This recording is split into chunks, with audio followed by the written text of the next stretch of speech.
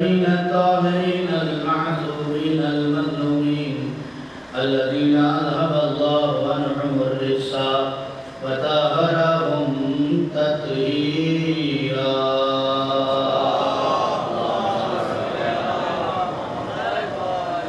أما بعد فقد قال الله تبارك وتعالى في القرآن المجيد والفرقان الحميد وقوله الحق.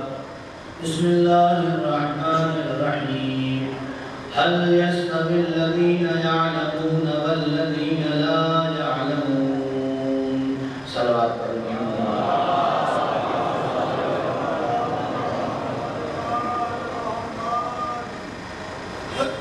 ہمارے سامنے کرام بازاداران سید الشہداء عشرہ مجلس عشرہ محرم کی 7ویں مجلس آپ کی پاکیزہ سماعتوں کے حوالے ہے، جس کا عنوان رہبری اور علم. جہاں خالق کائنات نے پوری کائنات کو سجایا، زمین کا فرش بچھایا، آسمان کا شامیانہ لگایا، ہرے بھرے باغات بنائے، سمندروں میں روانی اور روانیوں میں مچھلیاں پیدا کی، کسی زمین کے خطے کو خالی نہیں چھوڑا، جنگلوں میں رہنے کے لیے الگ مخلوقات کا ایجاد کیا، سمندروں میں رہنے کے لیے الگ مخلوقات کا انتخاب کیا، زمین پہ رہنے والوں کے لیے الگ مخلوقات کا انتخاب کیا، ہواؤں میں اڑنے کے لیے الگ مخلوقات کا انتخاب کیا، اور یہ سارے چیزوں کو خلق کر کے ایک ایسی مخلوق کو بناتا ہے جسے انسان کہا جاتا ہے. اور اس مخلوق کی طرف جب اسے بنا کے تاج کرامت اور تاج شرافت عطا کر دیتا ہے تو اس مخلوق کو دیکھ کے کہتا ہے، اے انسان، آسمان تیرے لیے بنایا ہے، زمین تیرے لیے بنایا ہے، یہ سمندر تمہارے لیے بنائے گئے ہیں، یہ اونچے اونچے پہاڑ تمہارے لیے بنائے گئے ہیں، یہ سرسبز و شاداب وادیاں تمہارے لیے بنائی گئی ہیں تاکہ تم اس سے فائدہ اٹھاؤ. لیکن یاد کرنا، سب کچھ میں نے تمہارے لیے بنایا ہے اور تمہیں اپنے لیے بنایا ہے. ایک صلوات پڑھیں محمد وآلہ.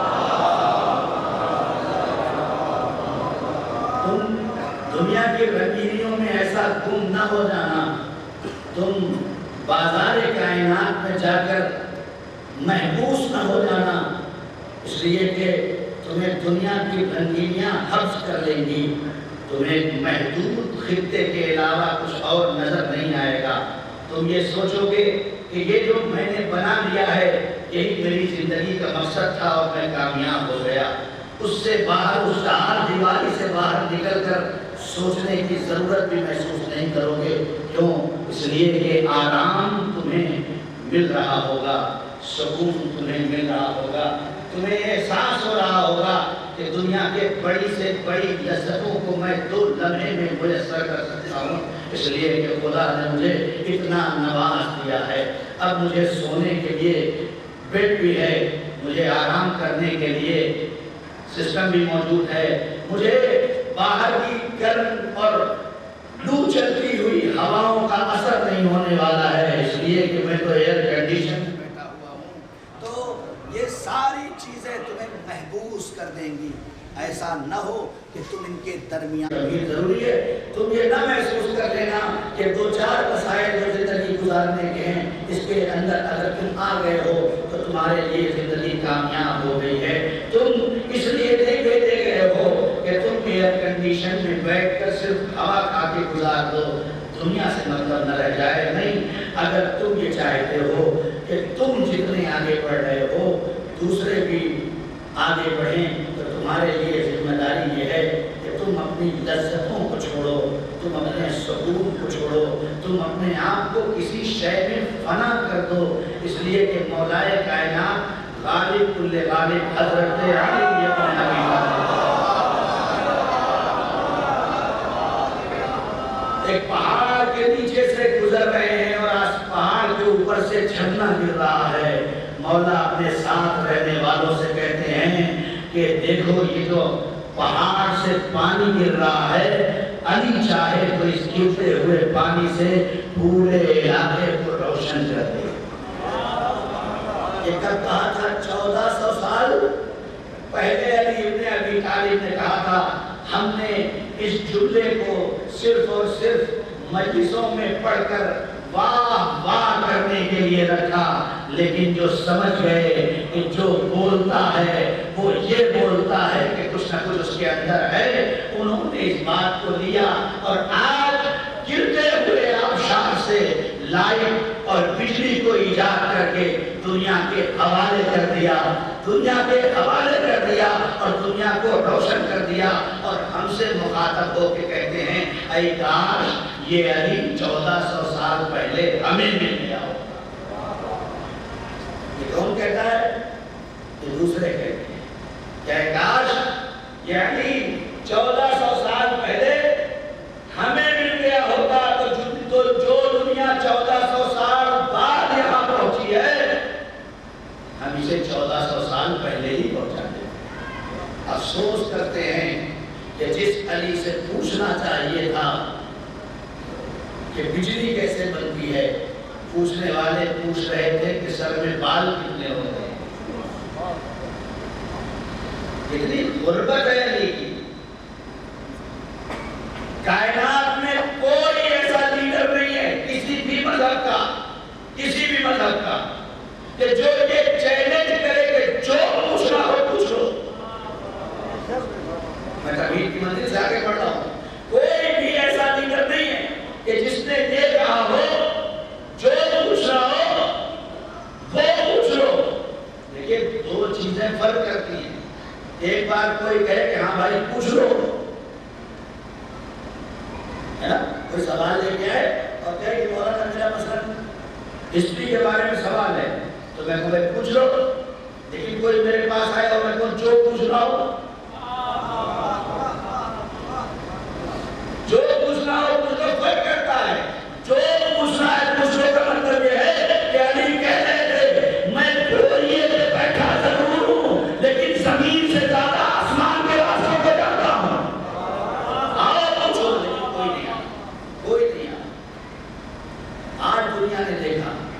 آج دنیا نے دیکھا کہ دنیا چاند پر کمندے ڈال رہی ہے، ستاروں پر کمندے ڈال رہی ہے، چاند پر زمین خریدی جا رہی ہے۔ انسانیت نے چاند پر قدم رکھ دیا، رکھا یا نہیں رکھا؟ رکھ دیا۔ کس بنیاد پہ رکھا؟ جہالت کی بنیاد پہ، علم کی بنیاد پر۔ اگر علم نہیں ہے تو اپنے گھر میں بھی عزت نہیں ہے۔ اب اس سے بڑی بات تو نہیں کہہ سکتا۔ اگر علم نہیں ہے تو اپنے خاندان اور گھر میں بھی عزت نہیں ہے، اور اگر علم ہے تو اپنے گھر کو چھوڑ کے کہیں بھی چلے جاؤ تب بھی عزت ہے۔ اور بزرگوں نے کہا یہ ہے کہ عزت اسے ملی جو وطن سے نکل گیا۔ عزت اسے ملی جو وطن سے نکل گیا، یعنی کیا مطلب ہے؟ ترقی کرنے کے لیے ہجرت ضروری ہے۔ آج سارے دنیا سبق پڑھ محمد والے، آج ساری دنیا ترقی کر رہی ہے۔ کوئی چاند پہ جا رہا ہے، کوئی ستاروں پہ کمندر ڈال رہا ہے، کوئی سورج تک پہنچنے کے لیے راستہ تلاش کر رہا ہے۔ آسمان کی مسافتوں کو طے کیا جانے لگا۔ جیسے زمین پہ راستے ہیں ویسے ہی آسمان پہ راستے بن گئے۔ یہ جتنی بھی فلائٹس آپ دیکھتے ہیں ایسا نہیں ہے کہ جہاں چاہے وہاں ہو جائے، ایسا نہیں ہے کہ جس راستے پہ چاہے جہاں چاہے وہاں چلے، نہیں، ان کے بھی ٹریک بنے ہوئے ہیں، وہ اپنے ٹریک سے ہی اڑتے ہیں۔ بس فرق اتنا ہے اگر راستے نہ ہوتے تو پتہ ہی نہیں چلتا سعودی چلا گیا، دوسرا وہیں سے اڑا،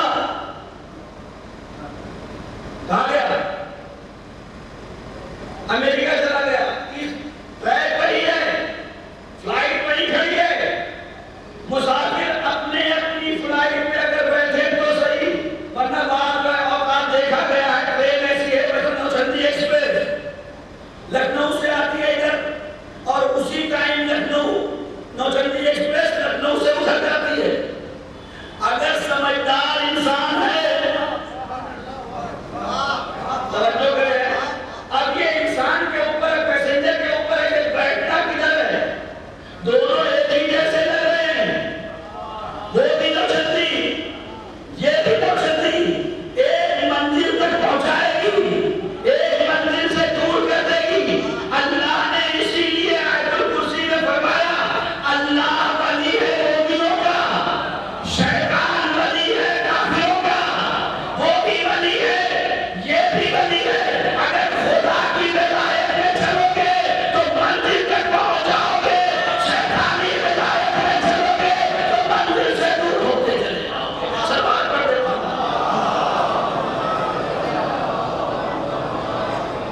زیادہ منزل کا طے کرنا ضروری ہے۔ دنیا ترقی کر رہی ہے، سب کچھ بنا لیا، کہاں پہنچ گئے؟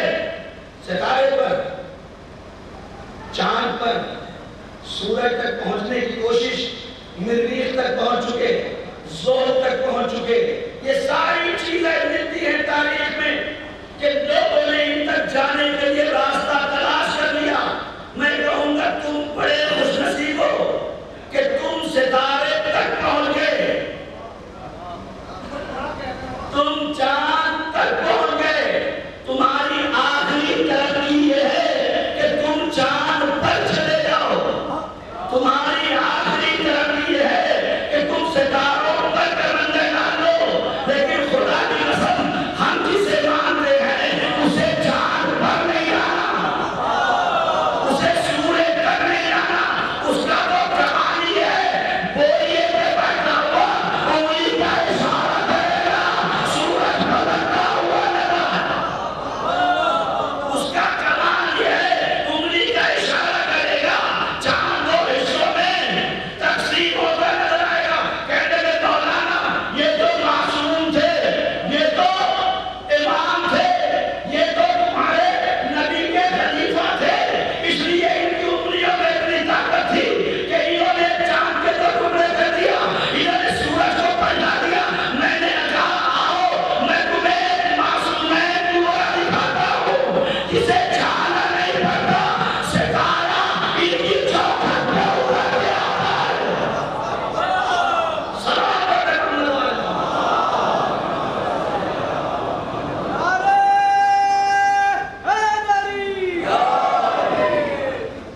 ان کو جانا نہیں پڑتا،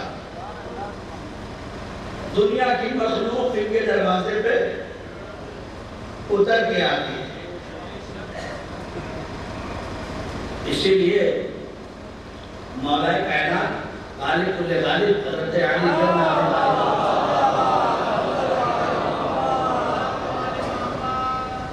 فرماتے ہیں، جب کسی نے پوچھا یا علی آپ زمین پہ کیوں بیٹھے ہیں،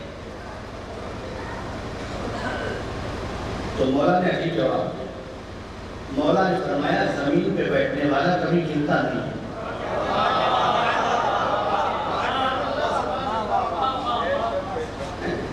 جب بھی سنا ہے آپ نے بوریے پہ بیٹھے ہو، بوریے پہ بیٹھے سنا تھا، کہانی کے بعد بیٹھنے کے لیے کرسی نہیں تھی اس زمانے کے اعتبار سے تھی، ہمیشہ زمین پہ۔ صحابی نے پوچھ لیا کہ مولا آپ زمین پہ کیوں بیٹھتے ہیں، تو مولا نے فرمایا کہ اس لیے زمین پہ بیٹھتا ہوں کہ زمین پہ بیٹھنے والا گرتا نہیں ہے۔ یا دوسری حدیث مولا کی احساس کریے گا کہ وہ خدا جو رات کی تاریکی میں درخت کی شاخوں پر سوتے ہوئے پرندے کو گرنے نہیں دیتا، وہ خدا کی شاخوں پر سوتے ہوئے پرندے، جاگتے ہوئے نہیں، سوتے ہوئے پرندے کو گرنے نہیں دیتا، تو جو انسان اس خدا سے دوڑ لگائے گا اسے جاگتے ہوئے کیسے گرنے دے سکتا ہے؟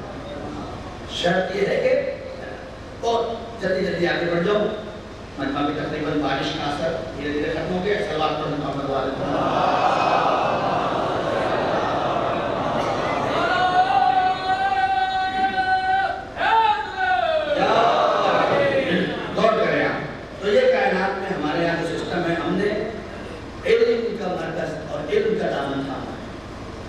اور نتیجہ یہی ہوا کہ علم کا دامن نبی کے بعد ہم نے جو دامن تھاما وہ تو نبی کے بعد بہت سارے راستے تھے، منزلیں تھیں، لیکن ہم نے ہر منزل کا دامن نہیں تھا. ہم نے اسی کا دامن تھاما جو رفتار میں نبی جیسا تھا، کردار میں نبی جیسا تھا، علم میں نبی جیسا تھا، اخلاق میں نبی جیسا تھا. دنیا نبی کے جگہ پر لانے کے لیے کسی کو بھی اٹھا دے ہمیں کوئی اعتراض نہیں، اس لیے کہ ہر انسان کو اختیار ہے وہ جسے چاہے اسے مانے. بھائی عیسائی کو آپ پکڑ کے روک سکتے ہیں کہ جناب عیسیٰ کو مت مانو یا ان کے بعد والوں کو مت مانو. آپ یہودی کو روک سکتے ہیں کہ تم موسیٰ کو مانتے ہو جناب عیسیٰ کو نہیں مانتے ہو، تمہارا سب کچھ بیکار ہو جائے گا. آپ نہیں کر سکتے. ہر انسان اس دنیا میں اختیار رکھتا ہے، لیکن اس اختیار کے ساتھ اسے یہ پتا ہے کہ اسے جانا کہاں ہے؟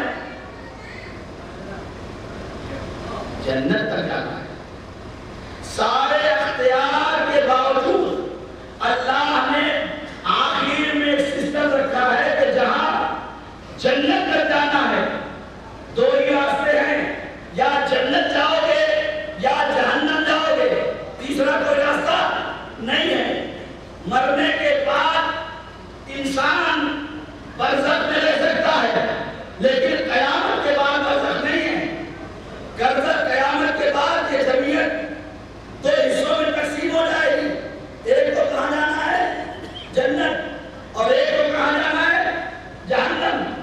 دو منزل ہے، راستہ چننا اپنا کام ہے.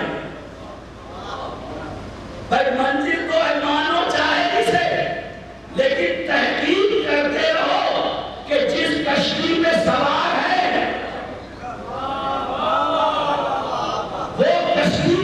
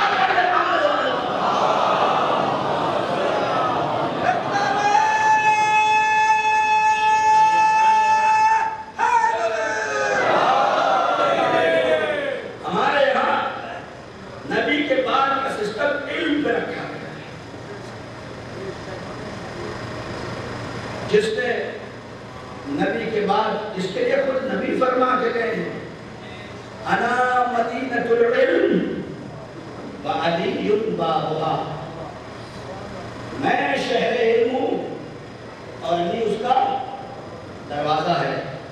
کون انسان ہے جو علم کے شہر تک پہنچنا نہیں چاہتا؟ ہر انسان، ہر مسلمان چاہتا ہے کہ وہ نبی تک پہنچ جائے۔ نبی نے راستہ ہی بند کر دیا۔ نبی نے فرمایا مجھ تک پہنچنے کا بس ایک راستہ، بس ایک راستہ، انا شہر العلم، انا باب العلم، انا مدینۃ العلم، میں علم کا شہر ہوں، وعلی بابا، اور علی اس کا دروازہ ہے، انا مدینۃ الحکمہ وعلی بابا، میں حکمت کا شہر ہوں اور علی اس کا دروازہ ہے۔ اور توجہ کے ساتھ یہ بات سنیں، بھائی کائنات میں اللہ کے حبیب، اللہ کے نبی، اللہ کے طاہا، اللہ کے یاسین نے صرف ایک راستہ بتایا ہے، اور وہ راستہ یہ ہے کہ اگر شہر علم تک پہنچنا چاہتے ہو تو دروازے سے جانا، اور کوئی کہے کہ میں چھت سے کود جاؤں، میں دیوار سے آ جاؤں گا، تو جناب کے اس 1400 سال کے بعد بھی اگر کوئی ایسے آتا ہے تو اسے چوکا آ جاتا ہے۔ یہ تاریخی فیصلہ ہے کائنات کا کہ اگر جانا ہو تو دروازے سے جاؤ۔ اب میں کیا کروں؟ جتنا علم آیا وہ جبریل کے ذریعے سے، جتنا علم آیا وہ جبریل کے ذریعے سے۔ میں مولانا ہمارے یہاں بیٹھا ہوں، کوئی شخص اگر وہاں سے مجھ سے ملنے آتا ہے تو مجھ سے تو ایک بار ملے گا،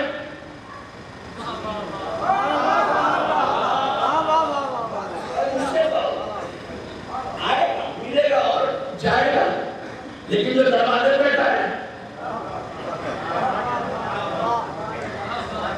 اس سے کتنی بار ملے گا؟ اب اس کو ہم کیا کریں کہ اللہ نے علی کو بٹھایا ہی ایسی جگہ، اللہ اکبر، اللہ نے علی کو بٹھایا ہی ایسے مقام پر کہ اگر جبریل جیسا فرشتہ بھی آنا چاہے تو آتے میں بھی علی سے مل کے جائے، جانے میں ملاقات کر کے جائے۔ کیوں؟ اس لیے کہ اللہ نے نبی کے بعد علی کو وہ دنیا پہچانے سلام کرے محمد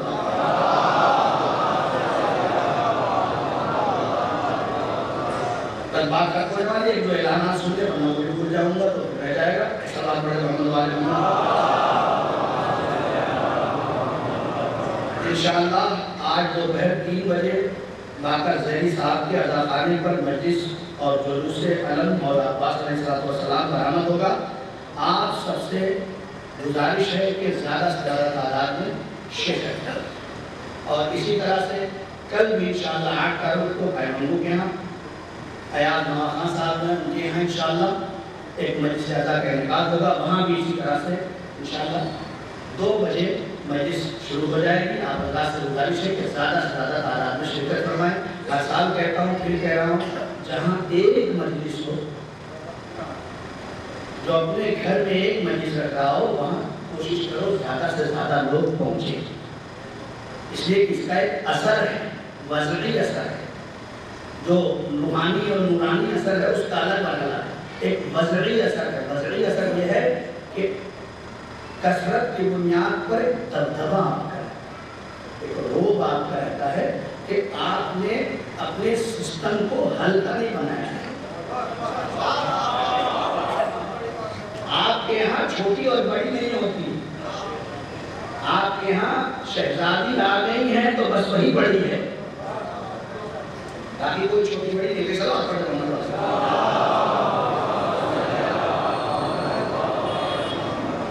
ہم، یہ ہمارا فقہ جعفری امامیہ مذہب کا عقیدہ یہ ہے کہ کسی بھی مذہب کا عالم ہو، اس کا احترام کرو. عالم حتیٰ کہ حدیث ہے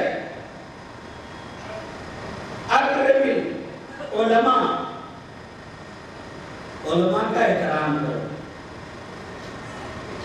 آیا کہ اپنے استاد کا احترام کرو، اپنے باپ کا احترام کرو. یہ تین چیز ایسی ہیں جن کے لیے قرآن نے شخصیت کی بنیاد پر احترام کا ہے. باپ کا احترام کرو، استاد کا احترام کرو، عالم کا احترام کرو.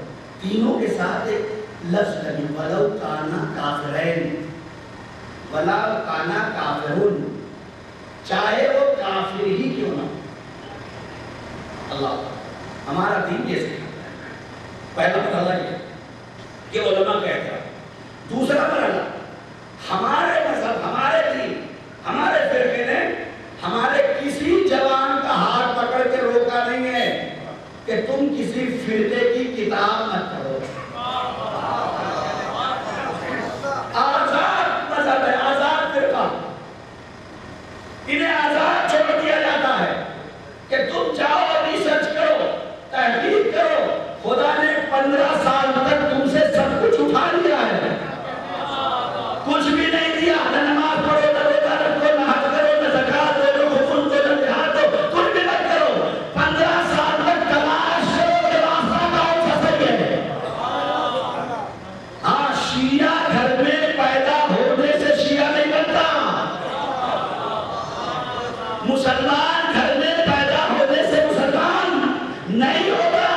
اگر نیت خالص نہیں ہے تو ضروری نہیں ہے جملہ کہہ کے آگے بڑھ جاؤں کہ کائنات کی نگاہوں نے دیکھا جو اپنے کو سب سے بڑا صحابی اور مولائی مانتا تھا وہ ابن ملجم بن گیا.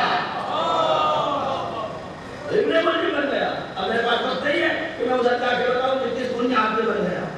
تو دوسرا مرحلہ ہمارے فرقے کا علمی اعتبار سے یہ ہے، خدا کی قسم ہمارے علماء نے بڑی محنتیں کی ہے، بڑی محنت کی ہے. یہ آسان نہیں ہے عقیدے کا تحفظ آزاد چھوڑ دینا، ایک پورے سسٹم کو آزاد چھوڑ دیا. ہمارے یہاں تو یہ بھی نہیں ہے، کہہ دیا گیا ہے کہ تمہاری 4 کتاب ہے، لیکن ہمارے علماء یہ نہیں کہتے جو کچھ ہے بس یہی ہے. نہیں بھائی، 2 ہی طرح ہے کہ اہل سنت کے یہاں 6 کتابیں، صحیح بخاری، صحیح مسلم، سنن ابن ماجہ، سنن ابن داؤد، ترمذی شریف ہے. اور ہمارے یہاں بھی 4 کتابیں ہیں، ٹھیک ہے، 4 اور 6. لیکن اب کیا کیا جائے، ہمارے یہاں تعداد کم ہے، وہاں تعداد زیادہ ہے. لیکن خود علماء اہل سنت لکھتے ہیں جو ان 4 میں ہے وہ اس 6 میں موجود نہیں ہے، بلکہ یہاں تک لکھ دیا گیا. اب یہ ہم کیا کریں اس کے لیے کہ کائنات میں جس نے خیبر فتح کیا، جس نے خندق فتح کیا، جس نے حنین فتح کیا، جس نے بدر فتح کیا، جس نے صلح مکہ میں کامیابی عطا کروائی، جو شب ہجرت سویا، جو غدیر میں مولا بنا، جو آسمان کے راستے بتانے والا ہے، جو فاطمہ کا شوہر، جو رسول کا داماد، جو رسول کا بھائی، جو سناشیہ میں مدد کرنے کا وعدہ کرنے والا، جو شب ہجرت آنے والا، جو ہر مقام پہ آگے آگے رہنے والا، اس کی 1 2 10 50 حدیث، لیکن جس نے نبی کا ایک پیالہ پی لیا ہو اس سے 6000 حدیث. ہم اس کے لیے کیا کر سکتے ہیں، لیکن ہم کچھ بھی نہیں کرتے. لیکن تحقیق کا دائرہ وسیع ہے. تلاش کرو کہ نبی کے بعد کسے اپنایا جائے کہ نبی کے حدیث کے مطابق ہم اس راستے اور ٹریک پہ ہوں جو جنت تک لے جانا. آج المیہ یہ ہو گیا ہے کہ مسجدیں الگ ہو گئی ہیں، نہیں؟ کیا رسول اللہ نے مسجد الگ کی تھی؟ کوئی ایک انسان بھی بتا دے. کسی فرقے کا عالم آ کے کہتے کہ مولانا عمار ہمیں روایت دکھاتے ہیں، نبی نے کہا اپنی مسجد الگ بنا لو.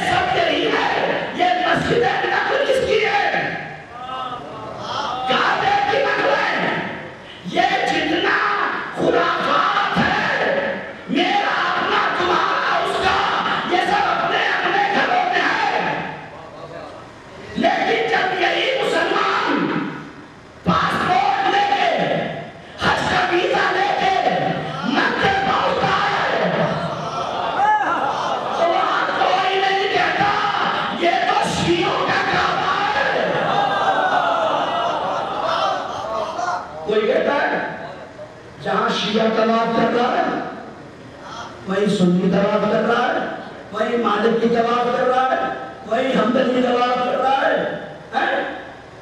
کوئی بتائیے، یہ تو خدا کی قسم جملہ آ گیا ہے، کہہ دوں 1400 سال کے بعد ہم سے کہا جاتا تم تو کربلا کو مانتے ہو، تمہیں کعبہ سے کیا محبت؟ خدا کی قسم ارے کسی کو کعبے سے ملا کیا ہے؟ کسی کو کعبے سے آج تک ملا کیا ہے؟ یہ تو ہمارا شرف ہے کہ ہمارا خلیفہ بھی کعبے سے آیا۔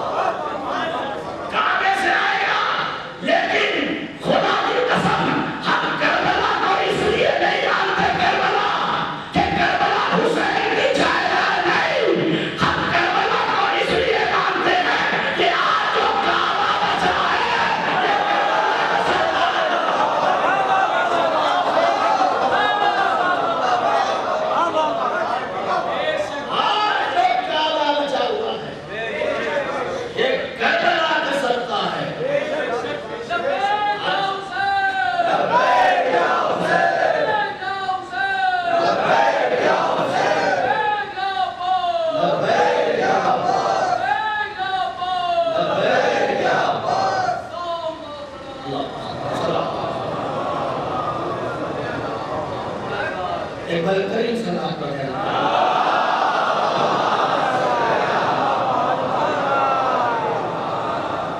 بات کرتا ہوں بہت سارے شبہات ہیں لیکن انشاءاللہ اس کا جواب بعد میں۔ دنیا پریشان ہے، یہ تو کہیے کہ اللہ نے ایک ہی مقابل بھیجا،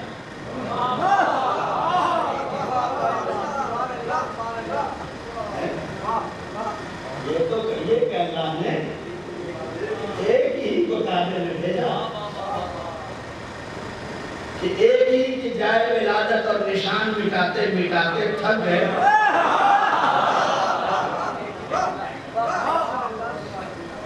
دنیا کے جتنے بڑے سے بڑے نشان مٹانے والے تھے سب کو بلا کر آزما لیا گیا۔ کعبے پہ پردہ ایسے ہی نہیں پڑا تھا، کعبے پہ پردہ، اب اسے ہم کیا کریں، اسے ہم کیا کریں کہ اگر حسین سے منسوب تعزیہ چومیں تو بدعت ہو جائے، کعبے سے منسوب پردہ چومیں تو سنت ہو جائے۔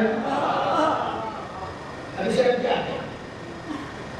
جب یہ دیکھ لیا، بات ہو گئی بالکل، جب یہ دیکھ لیا کہ اب نشان ولادت علی بن ابی طالب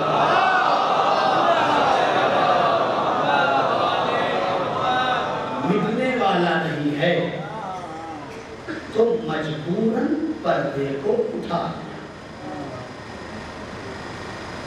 اگر آپ اس سال کا حج دیکھ رہے ہو اور اس سے پہلے بھی جو عمرہ ہوئے ہیں، ہمیشہ کعبے کا غلاف نیچے ہوتا تھا، لیکن اب کعبے کا غلاف اوپر ہو گیا ہے۔ کل تک جس نے علی کو نہیں پہچانا تھا، اب وہ بھی جا کے پوچھتا ہے کہ اس عمارت پہ یہ نشان کیسا؟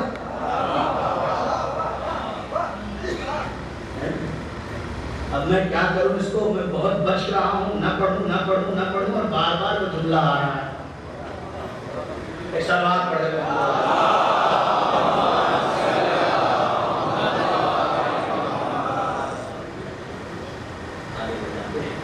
تو ہمارا معیار علم جو ہے، ہم نے اپنے عقیدے کی بنیاد علم پہ رکھی. ہم نے نبی کے بعد اسی کو مانا جسے اللہ نے علم دیا. اور صرف علم ہی نہیں دیا، جب کہیں سرداری کی بات آئی تو اللہ نے آواز دی بستتن بالعلم والجسم. طالوت اور جالوت کا واقعہ جہاں یہ ہوا کہ کسے سرداری دیا جائے، کسے لشکر کا علمبردار بنایا جائے، کسے قوم کا سردار بنایا جائے، تو لوگ کہہ رہے کہ جس کے پاس مال زیادہ ہے وہ سردار بن جائے. فرمایا نہیں، اللہ کی آیت آ گئی، کہہ دو کہ جس کے پاس علم اور جسم مضبوط ہے. خالی جسم مضبوط نہیں، اس لیے کہ خالی جسم مضبوط ہوگا علم نہیں ہوگا تو لڑا دے گا. تو علم بھی ہو اور جسم بھی ہو تو اسے رہبری کے لیے کائنات میں نبی کے بعد کوئی ہے ہی نہیں ایسا. حتیٰ کہ لوگوں کو کہنا پڑا لولا السنتان لہلک النعمان. اگر امام جعفر صادق علیہ السلام،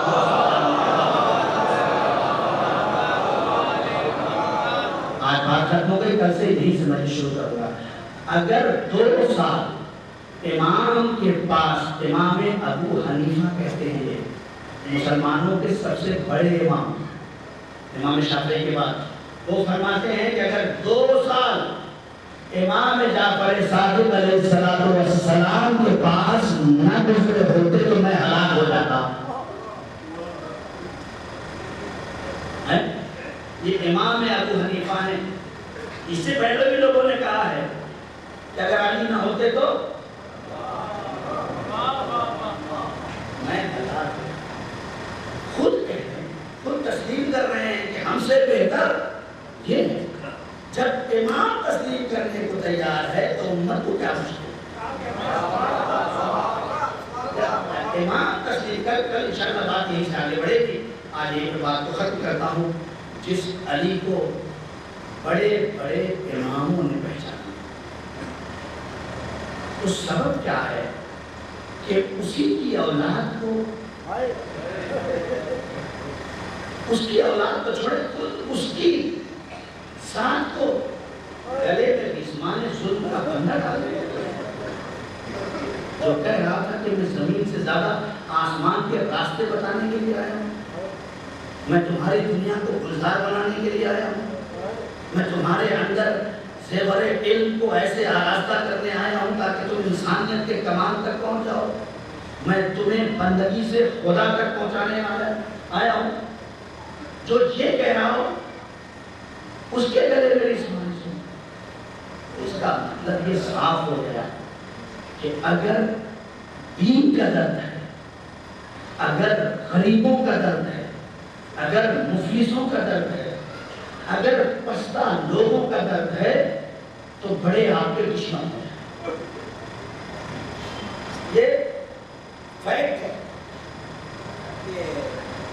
اگر آپ کے اندر یہ درد پائے جاتے ہیں تو پھر اس سے مت ڈرو کہ کون دشمن بن جائے. آپ اپنے کام پہ لگے رہو.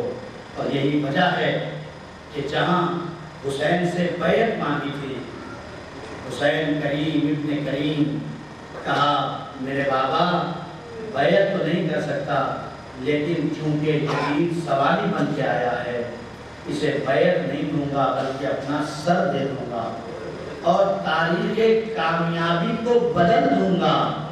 دنیا سر کاٹنے کو کامیابی کہتی ہے، میں سر کٹا کے کامیابی دوں.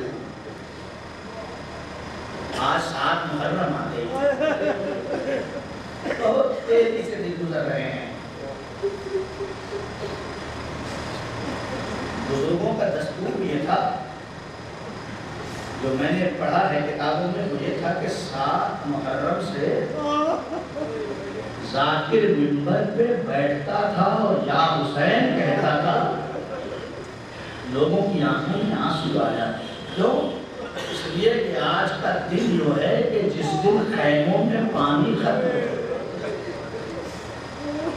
چھوٹے چھوٹے بچے پیاسے ہیں، اللہ ترش اے چچا، اللہ ترش اے بابا، بیویاں پانی نہیں پیتی، بچوں کو پلاتے۔ میں اس کیفیت کو بیان نہیں کر سکتا، کل پرسوں ہلکی سی کیفیت کو بیان کیا تھا میں نے کہ اگر چھوٹا سا بچہ ہو اسے باہر لے کے جائیں اور گھر میں آئیں تو پھر فوراً پانی مانگتا ہے۔ اب تو یہ بڑوں کا بھی حال ہے، جو گرمی گزری ہے، تھوڑا سا باہر نکلتے گھر میں آتے فوراً پانی چاہیے، پانی وہ بھی ٹھنڈا پانی۔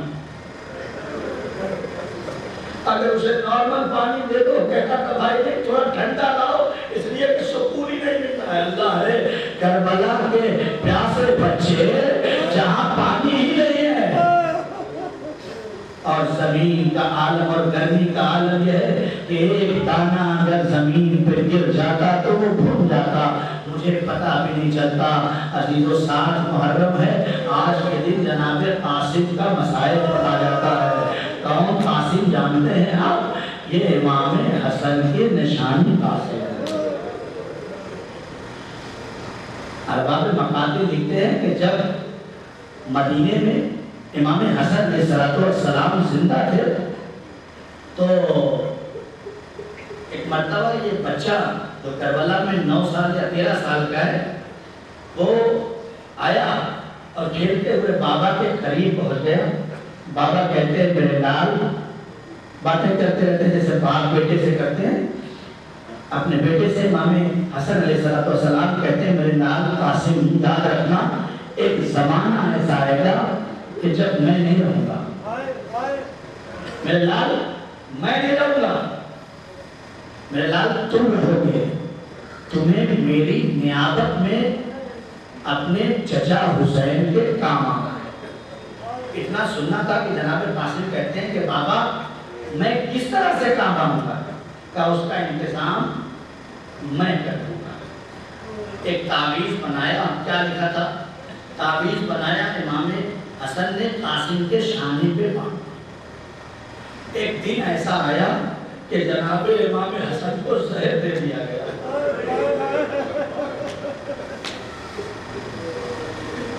تو جناب زینب سلام اللہ علیہ ناقل ہے کہ میں اپنے کمرے سے نکل کر جب امام حسن علیہ السلام کو زہر دے دیا گیا تو امام حسن علیہ السلام کے جگر کے 72 ٹکڑے ہو گئے اور ٹکڑے دہن سے باہر آنے لگے۔ تشت میں مولا عباس نے اسے لیا اور تشت میں لے کے رکھا۔ جناب زینب ناقل ہے کہ میں حجرے کے اندر جا رہی تھی، اتنے میں جلدی سے حسین نے تشت کو اٹھایا اور اسے نیچے چھپا دیا، نیچے چھپا دیا۔ جناب زینب کہتے ہیں کہ میں نے اپنے بھیا حسین سے پوچھا بھیا یہ کیا ہو گیا ہے، یہ کیا چیز ہے جس کو آپ نے چھپایا ہے؟ امام حسین کہتی بہن تم نہ جانے تو بہتر ہے، آواز دی بھیا میں تمہارے ساتھ شریعت الحسین بھیا، زینب زینب زینب بھیا۔ امام حسین کہتے ہیں میری بہن زینب تمہاری آنکھوں سے دیکھا نہیں جائے گا، آواز دیے بھیا بابا کا سر شراب زینب نے دیکھا ہے، اماں کی روٹی پسلیاں زینب نے دیکھا ہے بھیا، ارے دکھا دو اب جو دیکھا تو کیا دیکھا؟ امام حسن کے جگر کے ٹکڑے زینب نے دیکھا۔ آواز دی بھیا ابھی تو یہ کچھ بھی نہیں ہے، میرے بابا نے بتایا ہے یہ جگر کے بعد کے ٹکڑے ایک زینب ابھی کربلا آئے گی جہاں بات دروازے کھڑے ہوں گے۔ جناب اللہ خدا کسی کم میں نہ رونا ہے سوائے غم سید الشہداء کے، قاسم یتیم ہو گئے،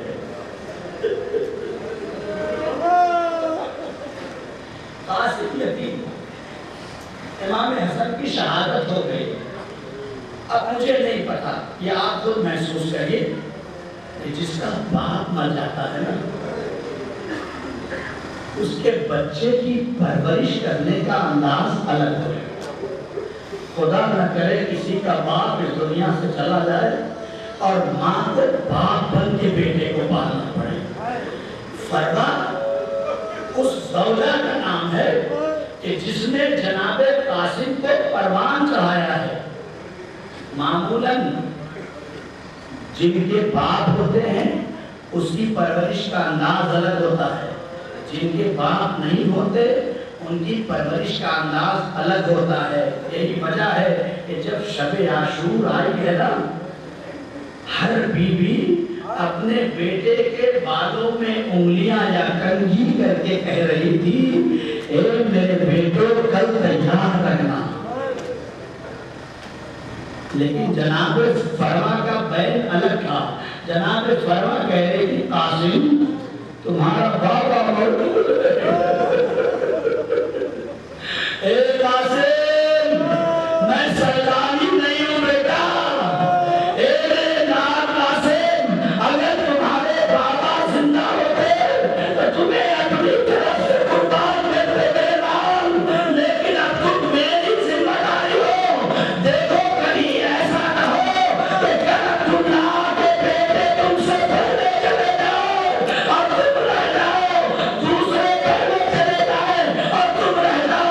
جناب قاسم کہتے ہیں اللہ میں تو سب سے پہلے جانے کو تیار رہوں گا. سنن مدار ہوئی. ارے تاریخ میں دیکھا قاسم ہاتھ جوڑے کھڑے ہیں. اے میرے چچا مجھے اجازت دے دیجئے. حسین اجازت نہیں دیتے. اے میرے قاسم تم تو میرے بھیا کی نشانی ہو. جتنی دیر تمہیں دے سکوں دیکھ دے دو. حسین اجازت نہیں دیتے. قاسم سامنے کھڑے ہیں. ایک ایک شہید جاتا رہا. جب قاسم نے دیکھا کہ مجھے اجازت نہیں ملے گی تو خیمے کے اندر پہنچے. سر کو زانوں میں رکھا، رونے لگے. ماں کا گزر ہوا. میرے بیٹے تو یہاں بیٹھا ہے، دوسرے جا رہے ہیں. اللہ بیٹھا ہوں. ابا میں جب سے اپنے جگہ سے اجازت مانگے آؤں لیکن اجازت نہیں ملتی. آؤ میرے نام میرے پاس آؤ. کمرے میں لے گئی. ایک مرتبہ بازو سے تعویذ کھولا، ہاتھوں میں لیا. حسین کے قریب آئی، آواز دی، اے حسین یہ تمہارے بھیا حسن نے دیا تھا. اے فرما جب کربلا میں بہت سخت مرحلہ ہو تو اس تعویذ کو کھول لینا. اب اس سے سخت مرحلہ اور کیا ہے کہ قاسم ابھی تک زندہ ہے. اے میرے آقا یہ تعویذ لینے. امام نے تعویذ کو لیا، تعویذ کو کھولا. خدا خدا کسی بھائی کو عالم غربت میں بھائی کی تحریر نہ ملے. بھائی کی تحریر ملی، آنکھوں سے آنسو آ گئے. تحریر کو چونا اس میں لکھا تھا، اے حسین جب کربلا آ جائے اور میرا قاسم یہ خط لے کے پہنچے تو اسے روکنا مت، اسے اجازت دے دینا. حسین کے پاس خط پڑھتے حسین کرسی سے اٹھ گئے، اپنی جگہ سے کھڑے ہو گئے. ایک بار قاسم کو آمادہ کرو اور میرے بھائی کا خط لے گیا ہے. میں بہت دیکھ چکا اپنے بھیا قاسم کو. قاسم کو تیار کیا گیا. مجھے نہیں پتا کیسے ماں نے تیار کیا ہوگا. بس اتنا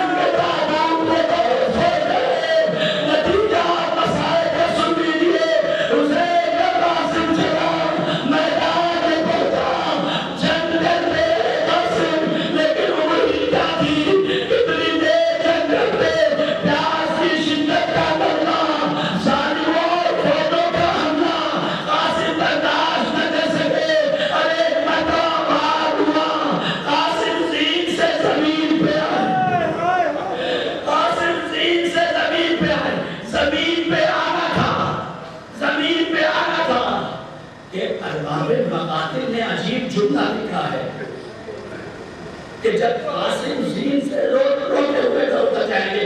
جب جناب قاسم زین سے زمین پہ آئے ہیں نا تو اب مقتل جانے اور امام حسین جانے. مقتل کہتا ہے جیسے ہی قاسم نے آواز لگائی ہے اے میرے چچا میری مدد کو آؤ. مقتل کہتا ہے امام حسین اپنے گھوڑے کو اتنی دیر کسی شہید تک پہنچانے میں جتنی دیر قاسم کے پاس ہوتے ہیں. جب اتنی جلدی اور تیز قاسم کی طرف پہنچے اور سالیوں نے دیکھا کہ حسین علی کا بیٹا آ رہا ہے, ایک مطلب آئی رنگ بھاؤ اڑائی بار اے ننے سے بچے کا ناسا گھوڑے کی کانپوں سے بھاگال ہو گیا. حسین علی پہنچے قاسم کی نام کے ٹکڑے کو اپنی ہوا میں لگایا لے کے چلے جو تابوت آنے والا ہے ایک رام سے اس کی زیارت کرنا. جیسے ہی خیمے میں پہنچا فرمانے تھے آسمان کا شکر کیا اے میرے اللہ ایسے ہزاروں قاسم تیرے حسین پہ قربان.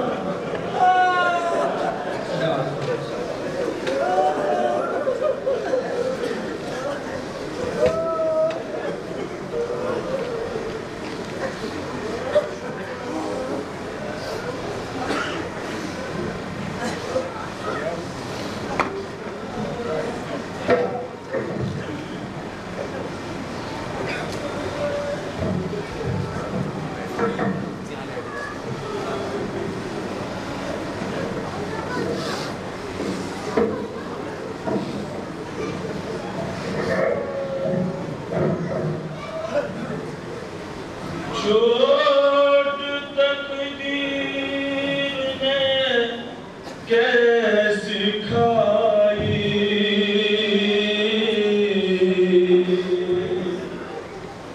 تیرے